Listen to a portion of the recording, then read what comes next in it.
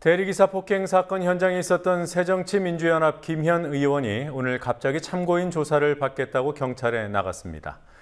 일주일 만에 입장을 밝히면서 성명서 한 장을 언론에 뿌렸습니다. 유가족들과 목격자들 대질 조사는 모레로 정해졌습니다. 이 사건에 연루된 유가족들은 전체 유가족의 문제가 아닌 만큼 법률 지원단의 도움은 받지 않겠다며 지원 중단을 요청했습니다. 서민 증세가 아니라고 강변하던 최경환 경제부총리가 오늘은 입장을 재차 묻는 질문에 함구했습니다. 증세 역풍을 우려한 것으로 보입니다. 김문희 용문학원 이사장이 교비 횡령 혐의로 2심 재판을 받고 있습니다.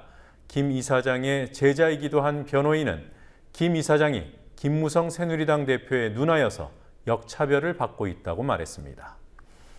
5대강으로 불리는 임진강 준설사업 공청회가 개회 선언도 못하고 무산됐습니다.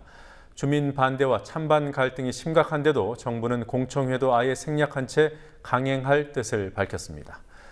오늘 뉴스옥에서는 코바코 사장 내정설이 나오면서 민청학년 사건 당시에 프락지였다는 의혹을 받고 있는 곽성문 전 의원이 과거 박근혜 대통령을 눈물로 만났던 장면을 보도합니다. 9월 23일 화요일 뉴스케이 잠시 후에 시작하겠습니다.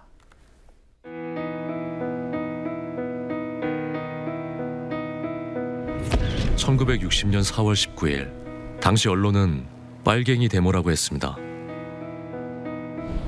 지금 우리는 혁명의 역사로 기억합니다. 1980년 5월 18일 당시 언론은 불순분자의 폭동이라 했습니다. 지금 우리는 독재에 항거한 정의의 역사로 기억합니다. 1987년 6월 10일 당시 언론은 대학생 가두 시위라 했습니다. 지금 우리는 민주주의를 쟁취한 감격의 역사로 기억합니다.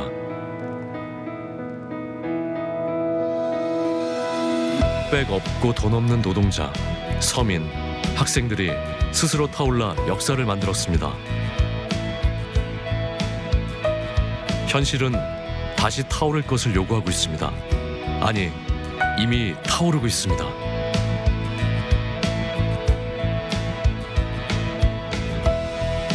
빨갱이를 종북으로, 불순분자를 외부 세력으로, 언론은 말만 바꿨을 뿐 역사를 부정하고 있습니다. 2014년 4월 1일 국민TV가 개국한 이유입니다. 국민TV는 역사를 역사로 기록하겠습니다.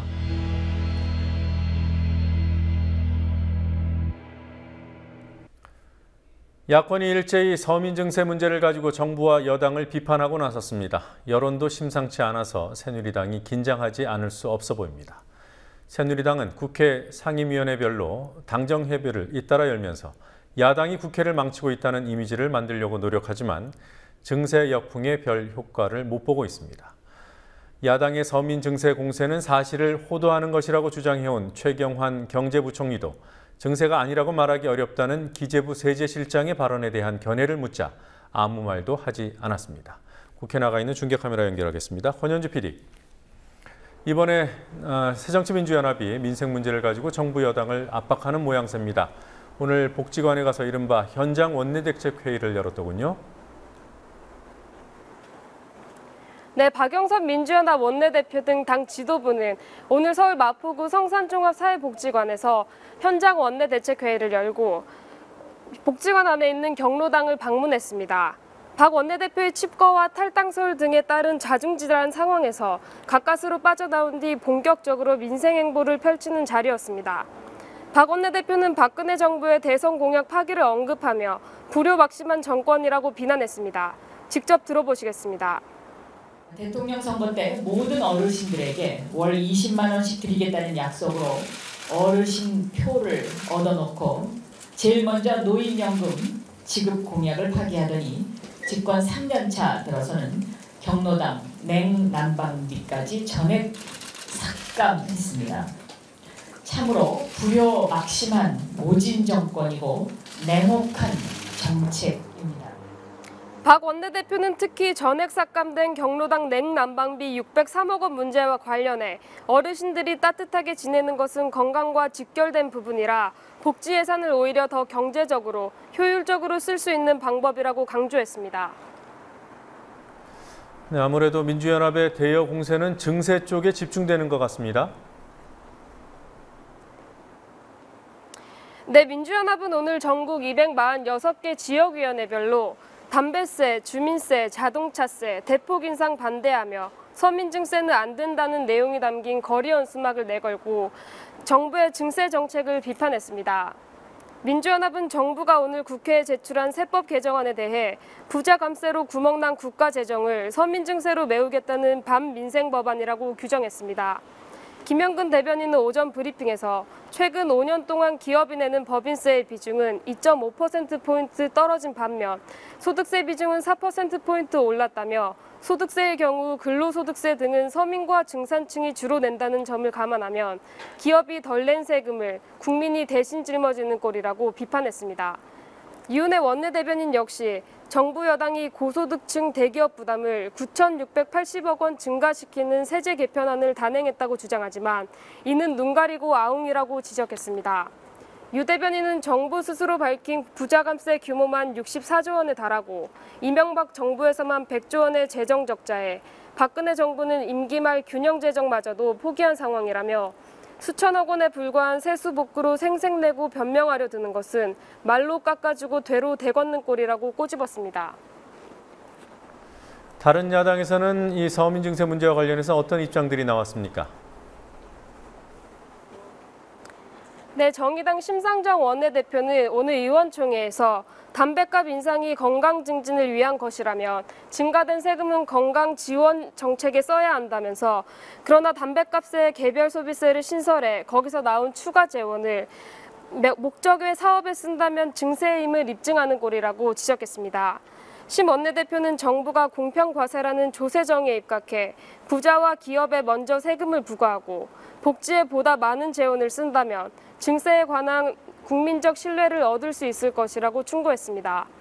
통합진보당은 오늘 서민 세금 폭탄 반대 조세정의 실현 특별위원회를 발족시키면서 주식 배당 소득에 누진세를 적용하지 않고 저율로 과세하는 방침과 가업을 상속할 경우 1천억 원까지 상속세를 면제해주는 공제 확대 등을 막겠다고 말했습니다. 어제 발표된 리얼미터 여론조사와 지난 19일 발표된 한국갤럽의 주간 여론조사를 보면 이른바 서민증세 역풍이 박근혜 대통령과 새누리당의 지지율을 끌어내리고 있음을 알 수 있습니다. 민주연합과 정의당, 통합진보당 등 야권은 담배값 인상 등으로 새누리당 민생론이 허구성이 드러났고 거기에 여론도 호응하고 있다고 보고 대여 공세의 고삐를 조일 것으로 전망됩니다. 증세를 주도하고 있는 최경환 경제부총리가 오늘 국회를 찾았더군요. 무슨 얘기를 했습니까? 네, 최경환 부총리 겸 기획재정부 장관은 새누리당 기재위 소속 의원들을 상대로 오늘 오후 2시 의원회관에서 2시간 30분 동안 세법 개정안과 내년 예산안을 설명하고 정부 여당의 협조를 부탁했습니다.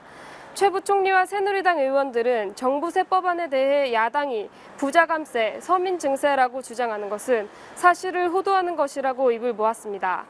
최 부총리는 특히 담배값 인상으로 인한 세입 증가보다 많은 돈을 금연과 건강 증진 등에 추가 지출하게 돼 있다고 주장했습니다. 고속도로에서 엄청난 감세가 이루어지고 있는 양 이렇게 사실관계를 보도를 하고 있습니다. 그래서 이 부분은 우리 의원님들께서도 사실관계에 대해서 정확하게 좀 인식을 좀 해주시면 좋겠다는 점을 말씀을 드리겠습니다. 그리고 담배하고 그다음 주민세 뭐 이 부분 자꾸 서민정신하고 자꾸 이제 프레임을 그렇게 가져가는데. 한편 최 부총리는 기재부의 문창용 세제실장이 담배값 인상 등과 관련해 증세가 아니라고 말하기 어렵다고 인정한 데 대한 국민TV 취재진의 질문에 아무런 답을 하지 않은 채 설명회장으로 들어갔습니다. 이 설명회는 당초 당정협의 차원이 아니라 기재위 전체 위원들과 기획재정부 간 만남으로 잡혔지만 야당의 불참으로 반쪽 간담회가 됐습니다. 세법 개정안 쟁점들을 정리를 하고 넘어가도록 하죠. 3대 증세로 표현되는 게 담뱃값에 포함되는 이른바 담뱃세들, 그리고 주민세, 자동차세 이렇게 세 가지가 맞습니까? 네, 세법 개정안에는 우선 담배세, 주민세, 자동차세 등 우리 서민 생활과 직결되는 내용이 논란이 되고 있습니다. 새누리당은 담배세 인상은 국민 건강을 위한 것이고 자동차세와 주민세 같은 지방세 인상도 복지 재정을 위한 지방재정 확충이 목표라고 주장했습니다.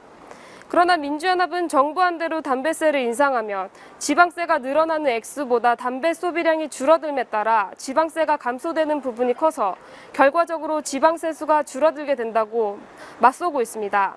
사내유보금을 다루는 법인세법도 논란인데요. 사내유보금에 세금을 매기는 정부의 기업소득 환류세 제한에 대해 여당은 사내유보금 문제를 해결할 수 있는 대안이라는 입장인 반면 야당은 미흡하다고 지적합니다. 새누리당은 기업의 당기소득에 일정 기준율을 적용한 뒤 여기서 투자, 임금, 배당 등에 들어간 금액을 뺀 나머지에 대해 세금을 물리면 기업의 누적 현금이 자연스럽게 외부로 흐를 수 있다고 주장합니다.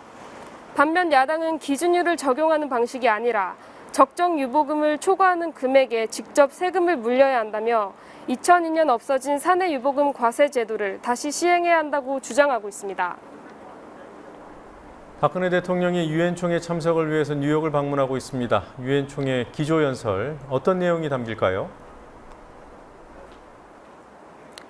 네, 박근혜 대통령의 유엔 총회 기조연설은 뉴욕 현지 시간으로 24일 오후, 우리 시간으로 모레 새벽에 있을 예정입니다. 박 대통령의 연설에서 북핵 문제를 평화적으로 해결해야 한다고 강조하며 동북아 평화협력 구상에 대한 이해와 공감대를 넓혀 나가겠다는 것이 연설의 주요 내용이라고 청와대는 설명하고 있습니다. 북한 인권 문제와 일본군 위안부 문제에 대해서도 언급할 예정입니다. 그러나 박 대통령은 그간 해왔던 얘기를 되풀이할 뿐 새로운 제안이나 북한 문제를 해결할 구체적인 방안을 내놓지는 않을 것으로 보입니다. 박 대통령은 어제 뉴욕에 도착해 취임 후 네 번째로 반기문 유엔 사무총장을 만났고요. 잠시 후 열리는 유엔 기후정상회의에서도 기조연설을 할 예정입니다. 한편 뉴욕 교민들로 이뤄진 세월호를 잊지 않는 뉴욕 엄마들은 박 대통령의 뉴욕 일정에 맞춰 24일까지 거리 시위를 벌일 예정이고 유엔 총회 연설일에는 세월호법 제정을 촉구하며 박 대통령을 비판하는 광고가 뉴욕타임스에 실릴 예정입니다. 지금까지 국회에서 국민TV 뉴스 권현주입니다. 대리기사 폭행 사건에 대한 대질 조사가 모레 25일에 실시됩니다. 이번 대질 조사는 대리기사가 아닌 목격자들과 유가족들 사이에 쌍방 폭행이 있었는지 여부를 따지게 될 것으로 보입니다. 세월호 유가족들의 법률 지원을 맡아온 대한변협과 민변의 법률지원단은 이번 사안이 일부 유가족에 국한된 개별 사안으로 보고 관여하지 않기로 했습니다.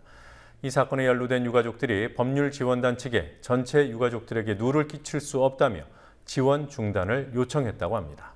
세월호 사건 취재하고 있는 PD 연결해서 알아보겠습니다. 김현주 PD. 네, 김현주입니다.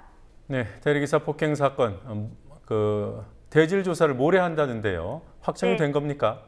네, 경찰은 사건에 연루된 세월호 유가족 4명에 대해 25일 목요일에 대질 조사를 벌이겠다고 밝혔습니다. 이에 따라 김병권 씨와 김형기 씨 등 세월호 유가족 4명과 목격자 3명이 대질 조사를 받게 됩니다. 양측 모두 대질 조사에 응하기로 했다고 경찰이 밝혔습니다. 김병권 씨는 폭행 혐의는 인정하면서도 누가 피해자인지는 모른다는 입장이고 김형기 씨는 자신이 대리기사를 때렸지만 김 씨 본인도 제3자로부터 맞았다고 주장하고 있습니다. 다른 유가족 2명은 폭행 가담 자체를 부인하고 있습니다. 경찰이 소환했던 5명 중 나머지 1명인 지용준 씨는 사건이 끝난 뒤 현장에 나타난 것으로 확인돼 경찰이 혐의가 없는 것으로 보고 있습니다. 반면 목격자 3명은 정당방위 차원에서 밀친 적은 있지만 폭력을 행사하지는 않았다고 주장하고 있습니다. 한편 경찰은 사건 당시 현장에 있던 새정치민주연합 김현 의원에게 내일 오전 10시에 출석하라 했지만 김 의원은 오후 5시 15분쯤 영등포경찰서에 모습을 보였고 현재까지 조사 중입니다. 이때까지 아무런 입장을 내놓지 않았던 김 의원은 경찰 조사 전 기자들에게 보낸 성명서에서 반말을 했다거나 직분을 이용해 수사에 영향을 미치려 했다는 점은 사실이 아니며 국민과 유가족, 특히 대리기사님께 진심으로 사과 말씀을 드린다고 밝혔습니다. 유가족들의 법률 지원을 맡고 있는 대한변협과 민변이 이번 사건에는 관여하지 않기로 했다더군요. 유가족들의 일방적인 폭행이 맞다, 이렇게 보는 것으로 인식될 수도 있을 텐데요. 어떻습니까? 네, 그런 취지는 아닌 것으로 보입니다. 대한변협 관계자는 당사자들의 요청이었다고 밝혔는데요. 대리기사 폭행 사건에 연루된 유가족들로부터 이 사건이 세월호 유가족 전체의 일처럼 보여서는 안 된다며 관여를 말아달라는 요청이 있었다는 겁니다. 또 더 이상 폭행 사건에 세월호 사건이 결부되는 것을 막기 위함이라고도 이 관계자는 설명했습니다. 세월호 유가족들이 대학생들을 만난다고 하더군요. 일회성인가요? 아니면 지속되는 일정인가요? 10월 2일까지 10여 개 대학교에서 진행되는 지속적인 일정입니다. 어제 이화여대를 시작으로 오늘은 서울대, 동국대, 서울여대, 고려대에서 세월호 유가족들의 캠퍼스 간담회가 열렸습니다. 오늘 서울대 간담회에는 100여 명의 학생들이 참석했는데요. 유가족들은 세월호 특별법을 만드는 일에 대학생들이 함께 힘써주기를 호소하고 있습니다. 앞으로 숭실대, 연세대, 서강대, 건국대 등 10여 개 학교에서도 유가족들의 캠퍼스 간담회가 예정돼 있습니다. 광화문에서도 유가족 국민 간담회가 오늘부터 매일 5시에 열립니다. 간담회 첫날인 오늘은 20여 명의 시민들이 둘러앉아 질의응답하는 시간을 가졌습니다. 네, 박근혜 대통령이 오늘 뉴욕에 도착했습니다. 재미교포들 예고된 시위가 이어지고 있는 상황이던데요. 오늘 상황은 어땠습니까? 뉴욕 현지 시간으로 어제 저녁, 우리 시간으로 오늘 아침에 박근혜 대통령이 묵을 숙소 앞에서 10여 명의 한인들이 기습 시위를 벌였습니다. 시위 참석자들은 세월호 희생자 영정과 박근혜 퇴진 피켓을 들고 세월호는 비극이다, 박근혜는 물러가라 등의 구호를 외치며 호텔 정문을 향해 걸어갔습니다. 정문 앞에서는 호텔 관계자들에 의해 제지당해 호텔 앞 한쪽 구석에서 시위를 이어가기도 했는데요. 박 대통령의 뉴욕 일정 도중 세월호 특별법 제정을 촉구하는 한인들의 그림자 시위는 계속될 전망입니다. 지금까지 국민TV 뉴스 김현주입니다.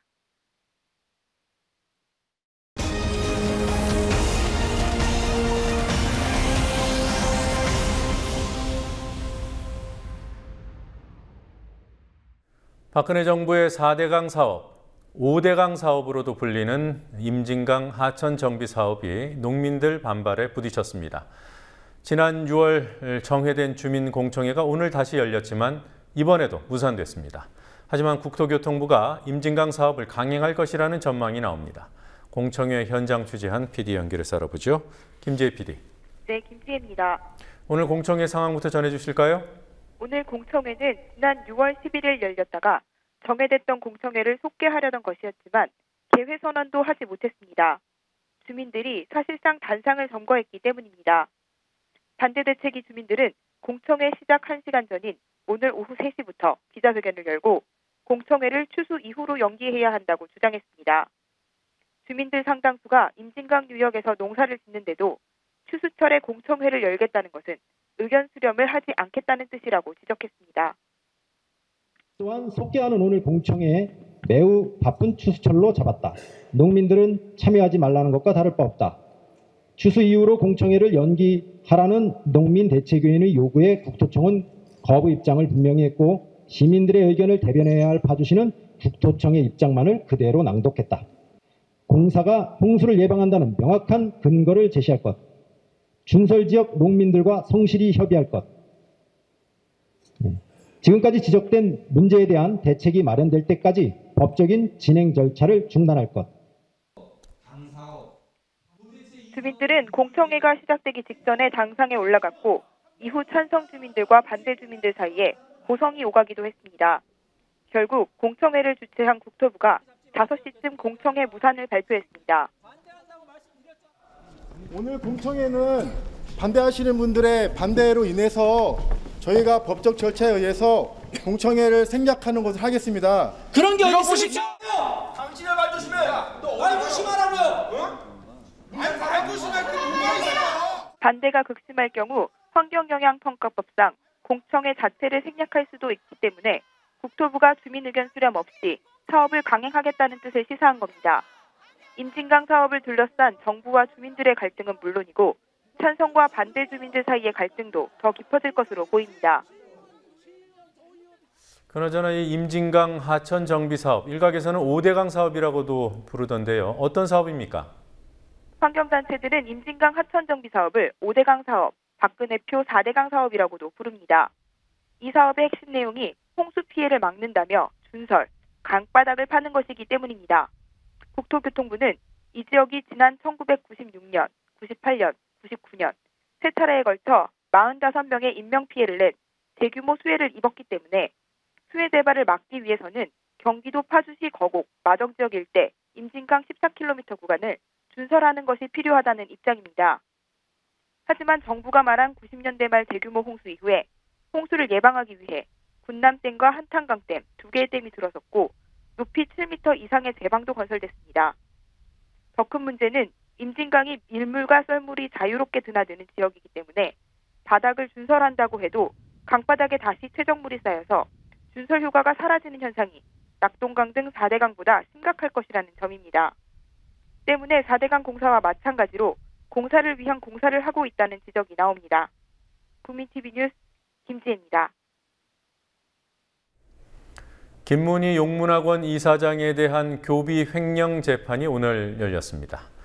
1심에서 집행유예로 실형을 선고받은 김문희 이사장 측은 오늘 2심 공판에서 역차별을 호소했습니다.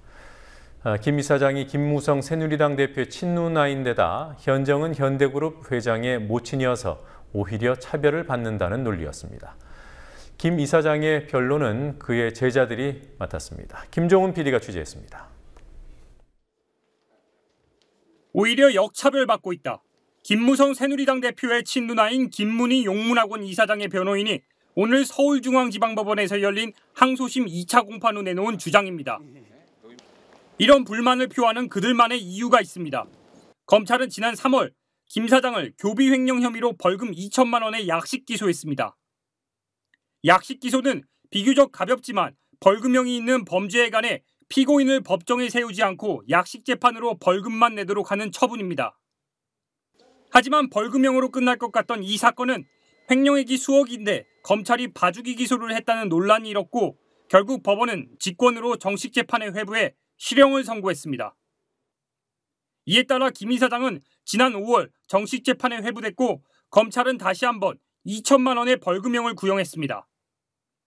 1심 재판부는 대법원 양형 조건을 고려해 징역 10월에 집행유예 2년을 선고했습니다. 김문희 이사장은 현정은 현대그룹 회장의 어머니이기도 합니다. 현재 용문학원 이사장과 걸스카우트 연맹 지원재단 이사장을 맡고 있습니다. 김 이사장은 2005년 1월부터 지난해 10월까지 넷째 딸을 서류상 용문학원 건물 관리인으로 올려놓고 임금 명목으로 3억 7천여만 원을 준 사실이 2013년 감사원의 용문학원 감사 때 드러났습니다. 이후 검찰 수사가 진행됐고 서울중앙지검 특수산부는 약식 기소를 하며 나이가 많은 데다 초범이고 피해 금액을 갚았으며 재산을 모두 기부한 뒤 자식들에게 상속 재산을 주지 못해 일부 급여 형태로 지급한 점을 고려했다고 설명했습니다. 그러나 법원은 횡령액 등에 비춰 정식 재판으로 심리하는 게 적당하다며 김 이사장을 정식 재판에 회부, 실형을 선고했습니다. 오늘 공판 후 역차별이 있다고 주장한 김 이사장의 변호인들은 모두 김 이사장이 교장을 역임했던 서울 용문고 출신입니다. 저희들을 학교 다닐 때 이사장님이 교장 선생님이셨고 그때부터 교장 선생님의 그런 철학이라든가 이념에 대해서 충분히 알고 있기 때문에 그런 점이 충분히 평가받았으면 하는 마음에서 저희들이 변호를 나서게 된 겁니다. 그러나 법조계의 판단은 다릅니다. 재판부의 정식 재판 청구가 오히려 당연하다는 입장입니다. 보통 대법원은 횡령 배임액이 1억에서 5억 원이면 기본 형량을 징역 1년에서 3년으로 권고하고 있습니다. 3억 7천 정도가 횡령을 한 건데 이 정도면 약식 기소를 받을 수 있는 건가요? 아니죠. 재판부 그러니까 3억 정도 횡령했으면 약식 기소된다면 누구나 다 3억을 횡령하게요. 그래서 법원에서도 정식 재판 청구하라고 한 거 아니겠어요? 앞서 1심 재판부는 김 이사장이 모든 혐의를 자백한 만큼 공소 사실을 모두 유죄로 인정했습니다. 실형을 선고하며 횡령 금액이나 동기 등이 사회에 미칠 영향 등을 감안할 때 죄질을 가벼이 취급할 수 없다고도 했습니다. 오늘 항소심 2차 공판에선 재판부가 용문학원 관련 인사 4명에 대한 김 이사장 측의 증인 요청을 받아들였습니다. 김 이사장은 질문에 대한 어떤 답변도 없이 지인들의 부축을 받으며 법원을 빠져나갔습니다. 국민TV 뉴스 김종훈입니다. 새누리당이 이른바 국회 선진화법을 바꿔보겠다며 헌법 소원까지 내겠다고 했습니다.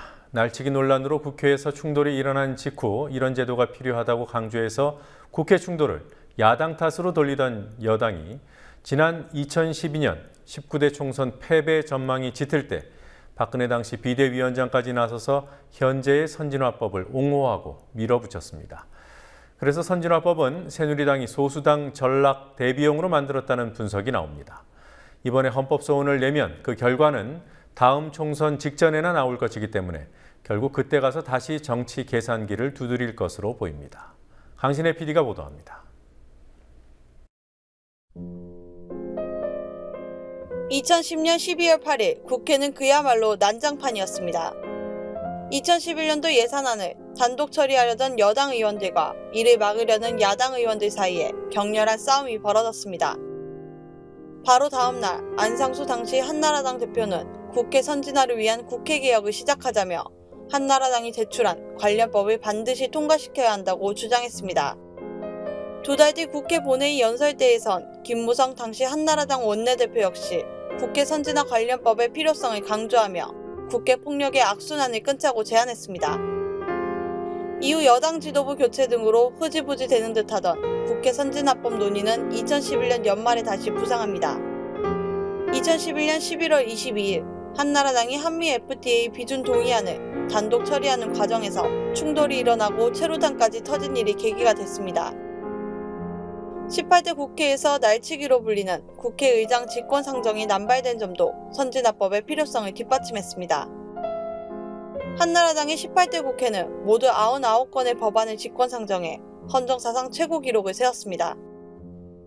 한나라당은 새누리당으로 당면까지 바꿔야 했던 위기 속에서 19대 총선을 앞두고 국회 선진화법을 공약으로 내세웠습니다.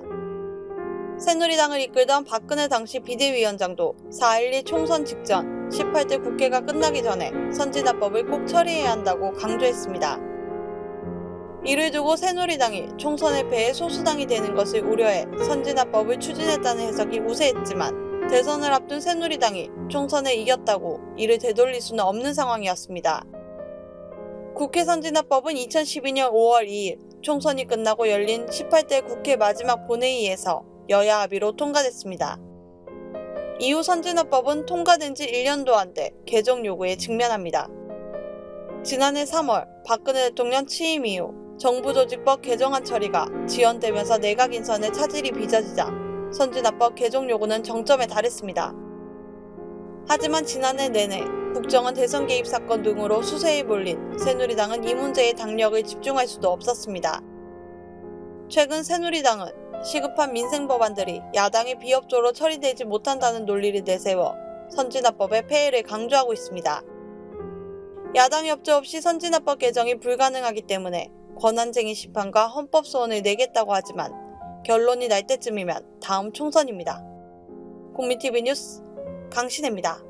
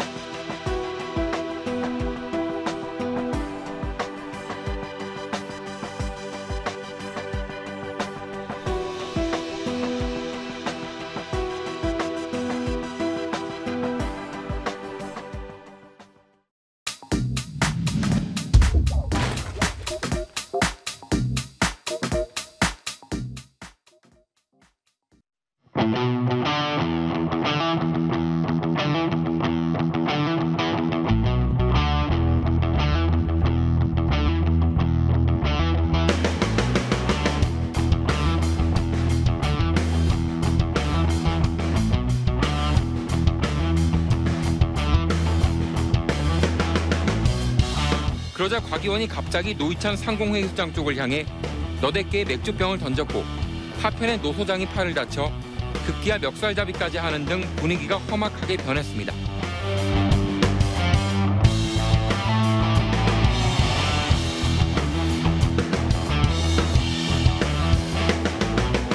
처음 보는 곽성문이라는 학생이 저를 찾아왔습니다. 예. 그 하는 이야기가 형님 저 학생을 양식해 주십시오. 당선되면 유신 타도에 앞장서서 제일 먼저 형무소로 가겠습니다.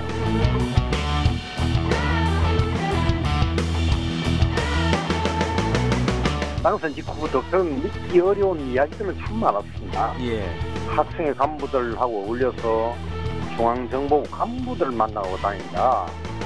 또 학교 근처에서 중정 요원들 만나는 걸 직접 봤다. 이런 믿을 수 없는 이야기를 지금 하는 사람들이 많았는데요. 수배됐던 학생들이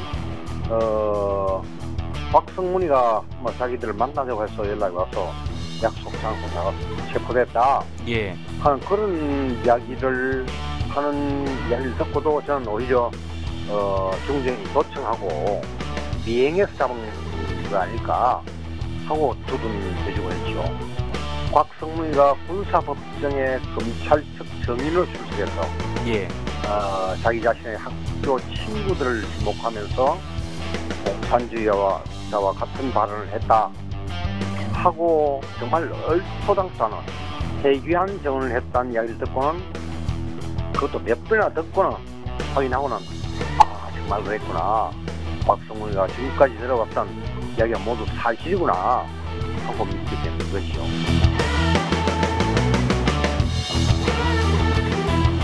제가 국회 문공위원회에 있을 때 곽성문의 인사기록 카드를 제출을 올렸습니다. 그랬더니 공채라고 표시된 게 아니라 특채로 입사를 했더라고요. 예.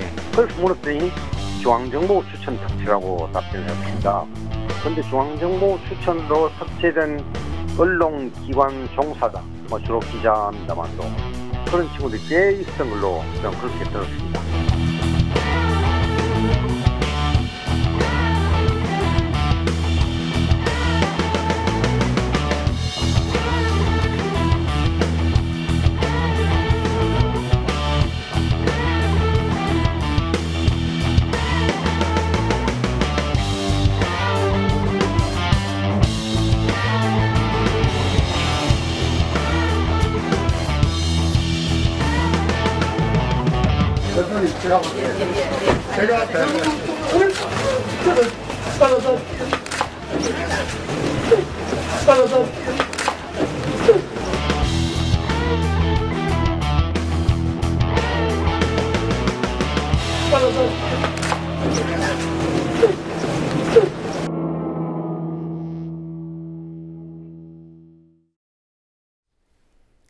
용산 화상경마장 반대하는 주민들이 마사회를 공무집행방해죄로 고발했습니다. 주민대책위는 마사회가 허위 자료를 통해 경마장의 이전 승인을 받았다며 경마장 개장을 당장 철회해야 한다고 주장합니다. 노지민 PD와 함께 살펴보도록 하죠. 어서 오십시오. 안녕하십니까. 네, 마사회가 주민들을 고발한 것이 아니라 주민들이 마사회를 공무집행방해죄로 고발했어요. 어떤 내용입니까? 네, 성심여중고 학부모와 용산 지역 주민 등으로 구성된 용산 화상경마 도박장 추방대책위원회와 참여연대 민생희망본부는 오늘 마사회를 위계에 의한 공무집행 방해 혐의로 고발했습니다. 위계에 의한 공무집행 방해죄는 상대방이 착각이나 오인을 해서 그릇된 처분을 하도록 했을 경우 성립되는 죄목입니다. 대책위는 마사회가 농림부 측에 허위 사실을 적시한 신청서를 제출한 뒤 화상경마장 이전 승인을 받았다며 고발장 제출 이유를 밝혔습니다. 네, 위계, 그러니까 속였다는 건데요. 마사회가 어떻게 속였다는 겁니까?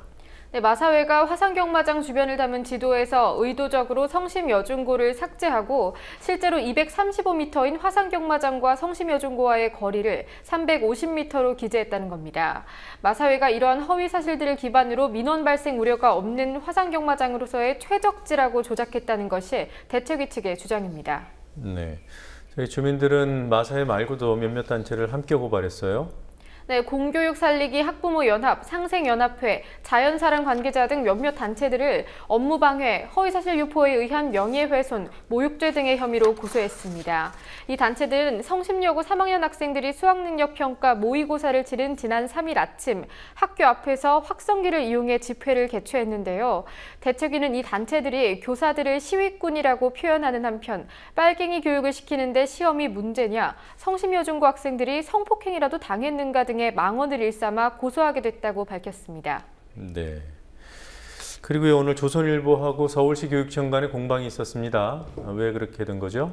네, 조선일보가 오늘자 신문을 통해 조희연 교육감이 교과서와 별도로 역사 교재를 만들 것이라 우려를 표하면서 시작됐습니다.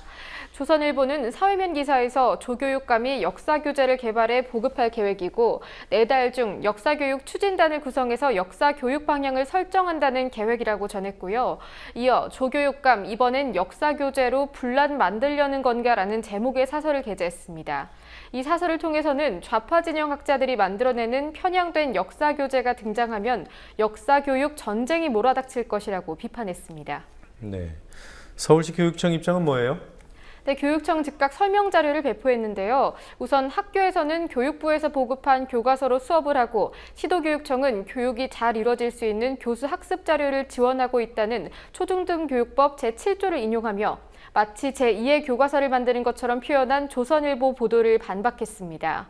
서울시 교육청은 매년 교과별 교수학습 자료를 개발, 보급해왔고 전임 교육감 역시 상반기에 역사 관련 교수학습 자료를 배포했다고 설명했는데요.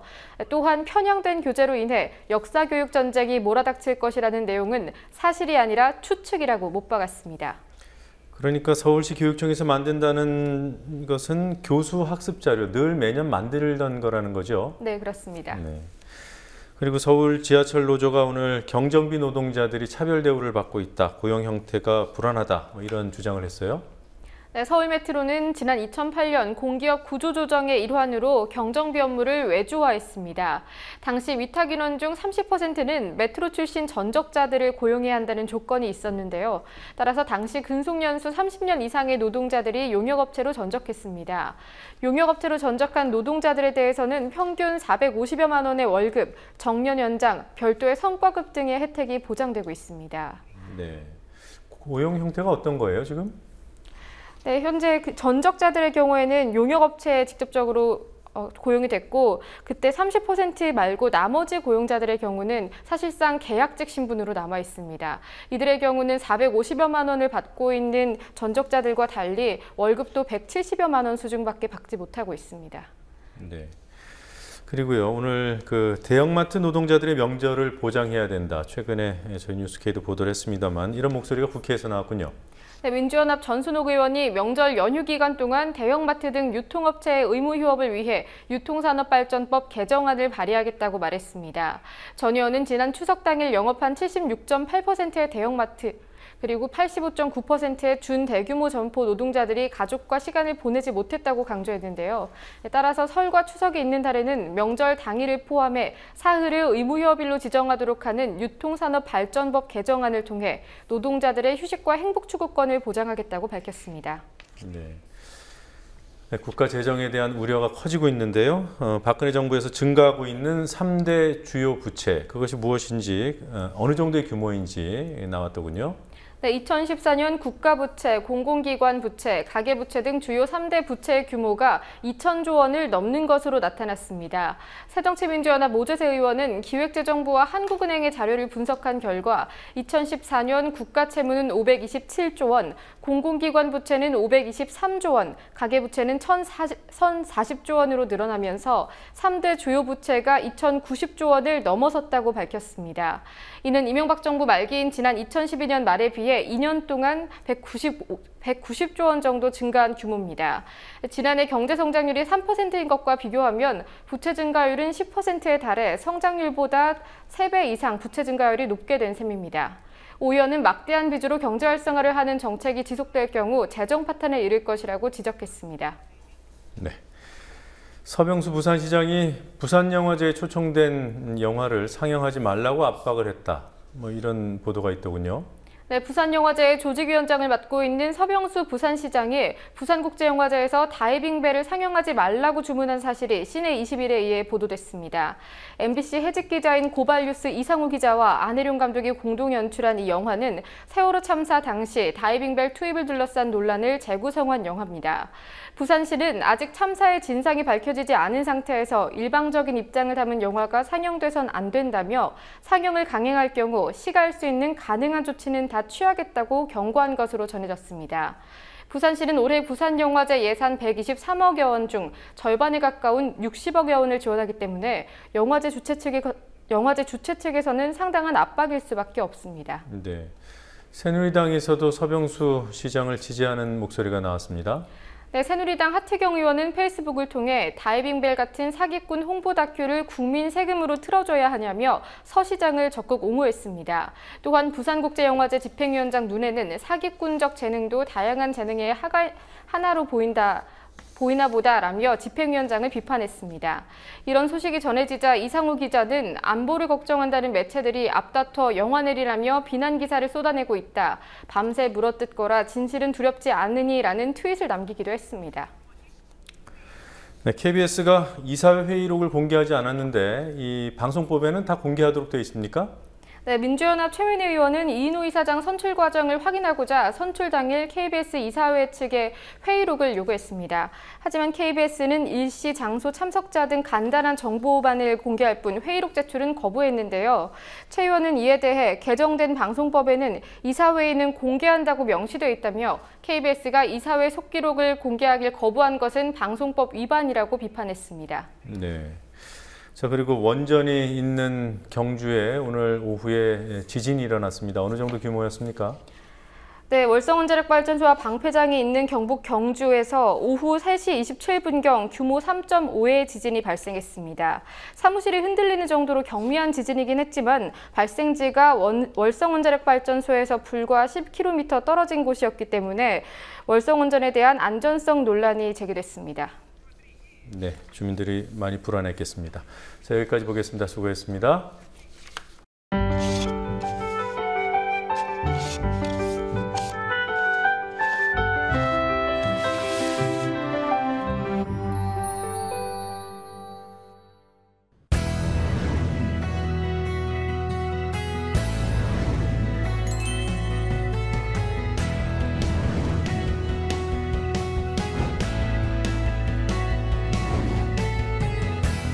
국가가 국민들을 소중하게 여기지 않을 때 어떤 국민도 국가를 소중하게 여기지 않습니다.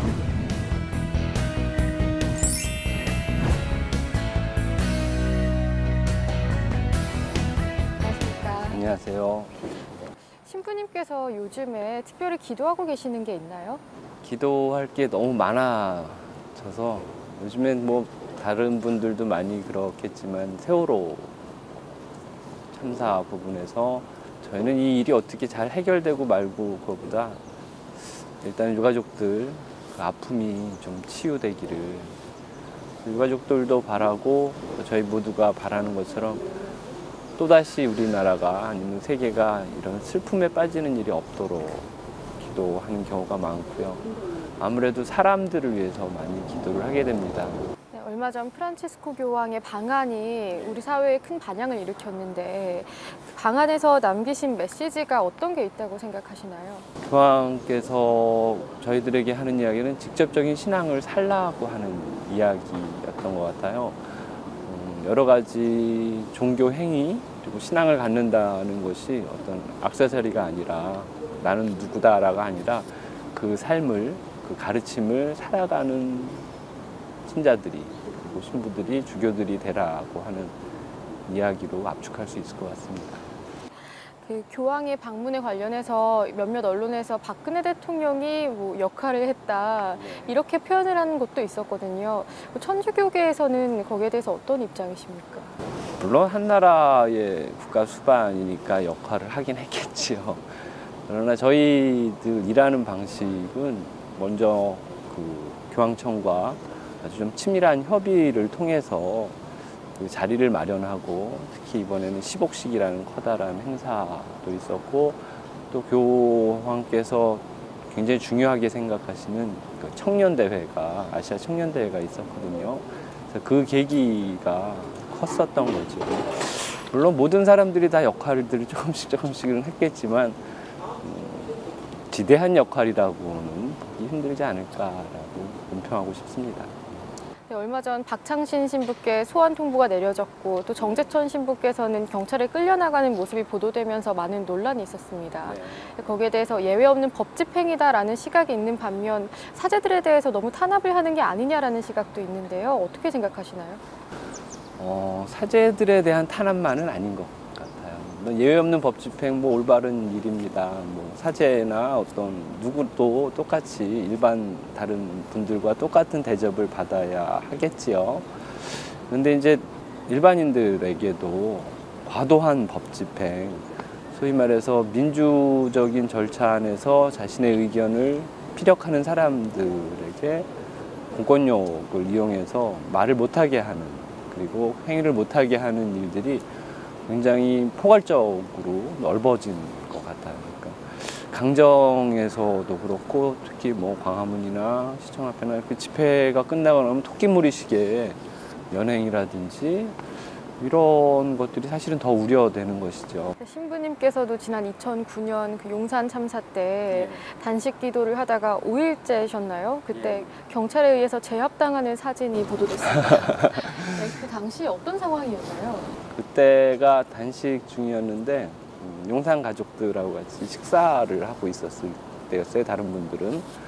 근데 이제 그 어떤 젊은이 하나가 그 현장을 계속 사찰을 했던 거죠. 그래서 자꾸 보니까는 이제 경찰이었고 그 과정에서 이제 다른 경찰들이 그 사람을 이제 빼내려고 하는 과정에서 많이 부딪혔어요. 네, 또 같은 해 문기현 신부께서 단식 기도를 하시다가 의식불명이 되는 일이 있었는데 그때 신부님께서 가장 먼저 발견을 하셨다고요? 그때가 이제 용산 사태 해결을 위한 2차 단식이었죠. 새벽에 신부님께서 화장실에 가셔서 안 나오시는 거예요. 너무 안 나오셔서 이제 문을 열어봤더니 화장실에 쓰러져 계셨죠. 그때 당시 대표였던 전종훈 신부님도 같이 있었는데, 그래서 전종훈 신부님이 119 부르고 인공호흡하고, 그래서 이제 119에 실려가서 병원 치료하시고, 진짜 그야말로 죽다가 살아나신 그런 자리였었습니다.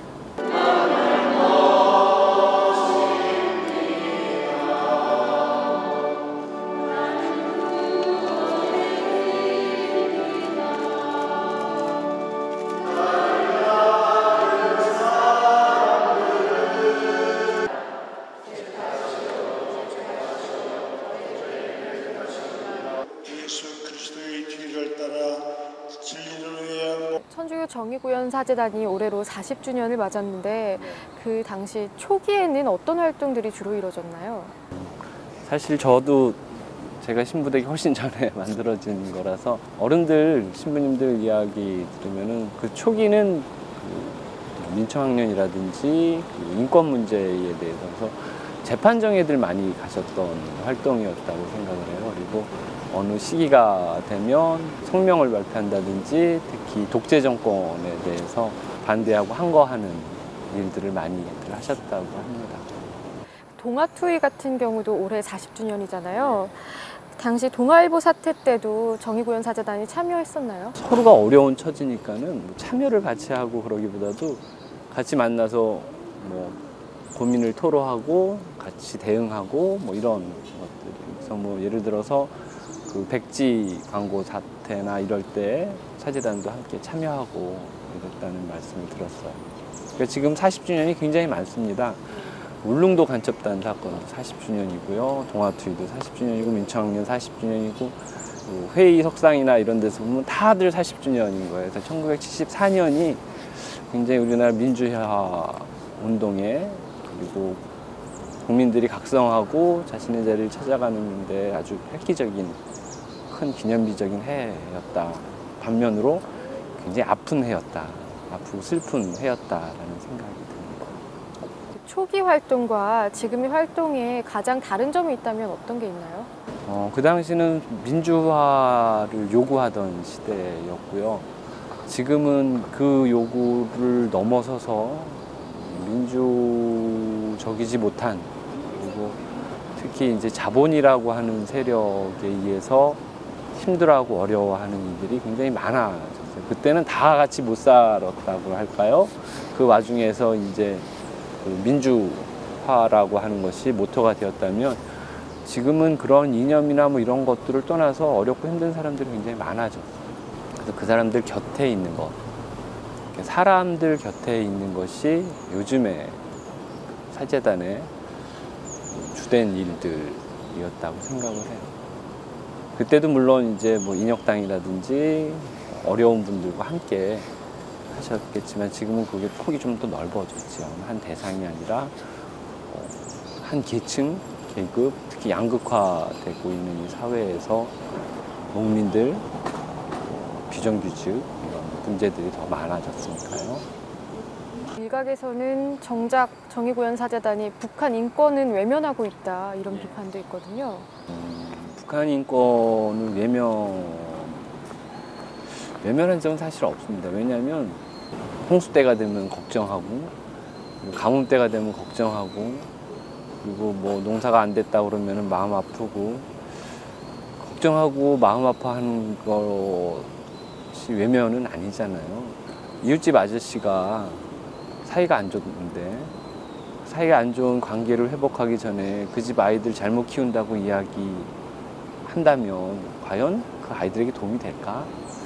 정말 북한 인권에 대해서 이야기하는 분들이 진짜 인권을 위해서 이야기를 하는 것인가, 아니면 다른 어떤 얻는 것이 있어서 북한 인권을 이야기하는 것인가, 좀 평평한 자리에다가 놓고서 재어볼 수 있다면 아마 서로에게 도움이 되지 않을까 싶습니다.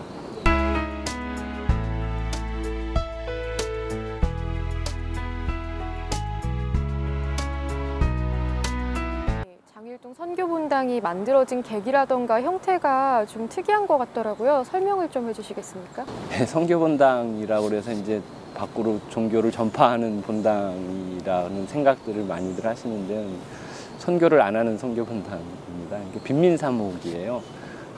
특히 서울은 그 80년대, 90년대 아주 급속한 개발, 재개발 붐이 있었잖아요. 그러다 보니까는 뭐 어렵고 힘든 사람들이 모여서 살던 자리가 다 해체가 됐어요. 그래서 그 빈민의 분자화라고 할까요? 어느 지역에 가도 빈민은 있는 거예요. 예전처럼 모여서 사는 것이 아니라 지하 세 방에 산다든지 옥탑방에 산다든지, 특히 요즘의 빈민의 형태들은 독거 어르신들 중심으로 이렇게 혼자서 사시는 분들이 굉장히 많이 있거든요. 그런 분들을 지역에서 돌보고 함께 종교하고 상관없이 살아가는 게 빈민사목이고 선교분당의 역할입니다. 지금 이 시대의 사제와 신도들은 어떤 방향으로 나아가야 할까요? 가장 간단합니다. 복음대로 살면 됩니다.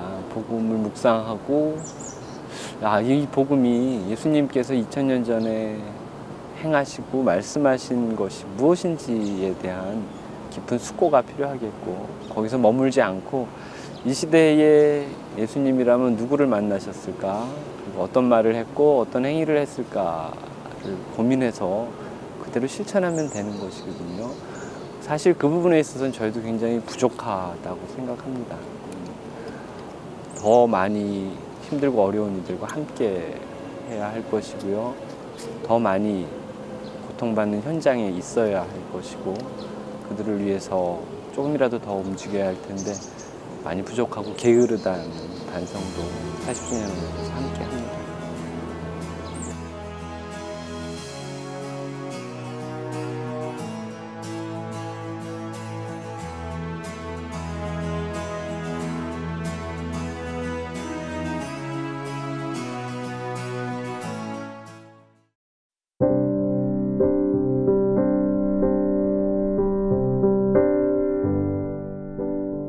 녹물에 가득해진 부평초 개구리밥이 어느 날 다 사라져버리던 봄날이 엊그제 같은데 벌써 추분입니다. 오늘 별을 베려고 합니다. 벼 베고 나면 벼이삭 그득하던 논이 텅 비어버립니다. 있다 없는 거지요. 꿈이었던 듯 사라지는 거지요.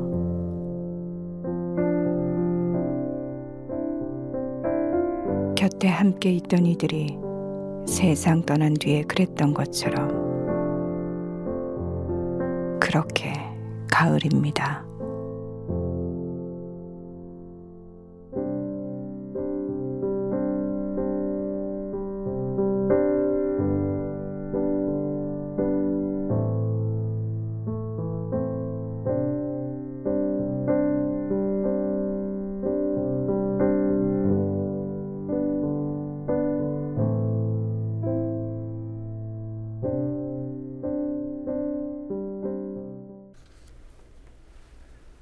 대리기사 폭행 사건에 관련된 사람들 중에서 제대로 된 입장 표명이 없었던 이가 있습니다. 새정치민주연합 김현 의원입니다. 할 말이 없어서였을 수도 있고 증거가 다 나오도록 기다렸다고 볼 수도 있습니다. 그는 꼬박 일주일을 채운 뒤에야 몸을 움직였습니다.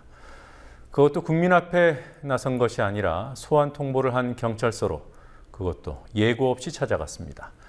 뒤늦게 대리기사와 유가족을 향해 사과 입장을 밝혔지만 그마저도 성명서였습니다. 그동안 김 의원은 17일 새벽 현장에서 이른바 갑질을 했다는 주장까지 나오는데도 기자회견 한 번 안 했습니다.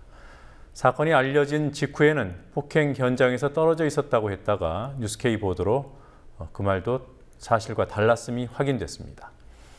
대리기사 이모 씨는 한 언론과의 인터뷰에서 이번 일로 세월호 유가족들이 곤란해져 안타깝다고 말했습니다.